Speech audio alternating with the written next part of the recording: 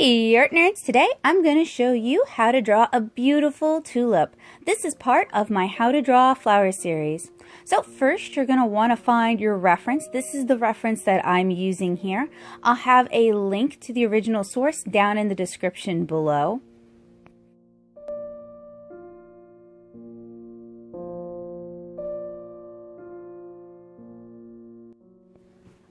We're going to start out by sketching the basic shape of the tulip, so it's kind of an oblong shape. I'm sketching this with a mechanical pencil that has H lead in it, but you can use whatever pencil you're comfortable with.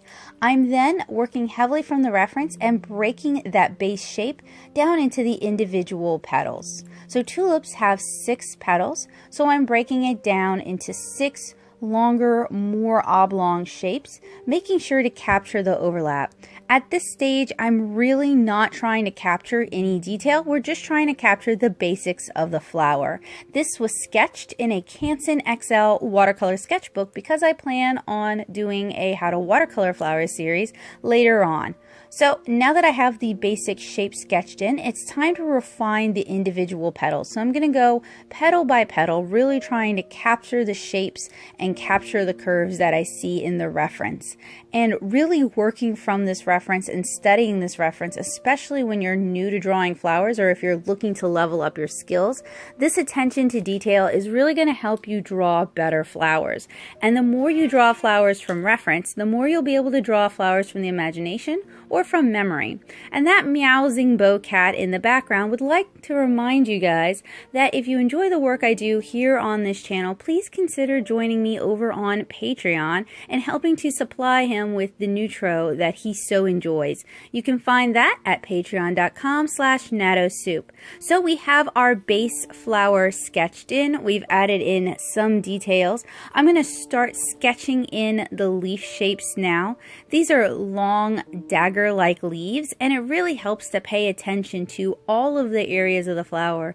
The leaves, the stems, if they have any sort of like twigs or branches, pay close attention to those details because it's going to make your flower illustration feel more realistic. I should also point out, I'm not aiming for perfect realism here. I'm a comic artist, so of course I'm going to cartoon it just a little bit. Next, I want to ink my flower. At this stage, I'm going to add a lot more detail. I'm inking this with a Sakura Pigma FB brush pen. I like how the brush on it has plenty of give and flex, but you can ink with whatever you're comfortable with. I'm also working with this because it happens to be alcohol marker and waterproof, which is going to come in handy when I'm watercoloring this later on. So I'm going to work by inking petal by petal. I apologize that my hand is covering the majority of the flower right now.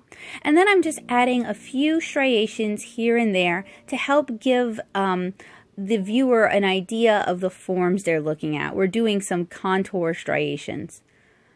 So as I'm inking the petal, I'm varying the amount of pressure I put on my brush pen, which gives us this really nice sort of roughly line weight. I'm also wiggling the pen back and forth a little bit, particularly on the tops of the petals to capture that roughly appearance. Patience is really your guide here. You want to give each flower the amount of time it takes to actually make it look the way you see in your head. Now, since I'm going to watercolor this later, I'm not really doing a lot of heavy line work. The line work itself doesn't need to stand on its own because it's going to have color added to it. So now that I've inked the 2 overlapping petals, I've moved into the interior petal, and I made sure to ink the vein that goes down the center of the petal and gives the petal some structure. I'm also inking some striations along the top. This gives an indication of where the color sort of feathers out, as well as some striations down in the center, which gives an indication of the form. Then I move inward and start inking the back petals. So we're going to do the 2 petals that are closest to the viewer first, and then we're going to do the petal that's in the background overlap by those 2. And we have some interior striations, some interior lines to show that the petal is curving inward. And we're going to do the same on this other petal here. Now the whole time I'm working heavily from my reference. I'm not just going by what I think I saw. I'm looking and making sure that I'm actually drawing the flower as it actually exists. And the more you do this, the better you're going to get. So to capture that sort of curved in shape, we drew a triangle, and then we drew the interior, like where the petals are curving inward, and we broke the line up somewhat. So now we have the base flower inked. We're going to ink the stem and we're going to ink the leaves.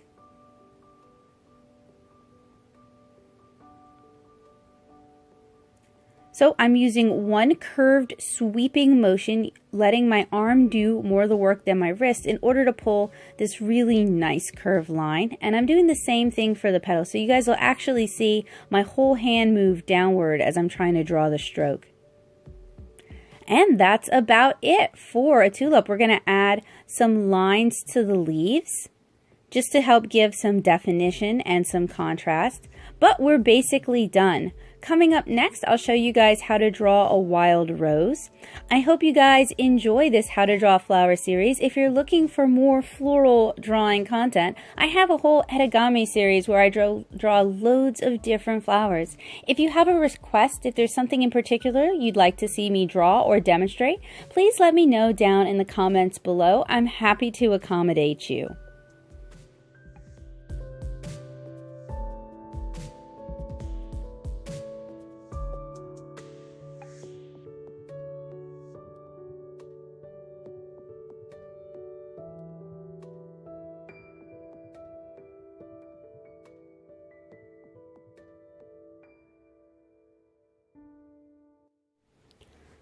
Drawing flowers from reference can be a really relaxing way to level up your art skills while producing beautiful art that you enjoy. I hope you guys found this tutorial to be helpful, useful, and informative. If you did, make sure you leave a like and a comment. And if you'd like to check out more of my art, you can find me over on Instagram at instagram.com/natosoup. So have a wonderful day, guys. Bye!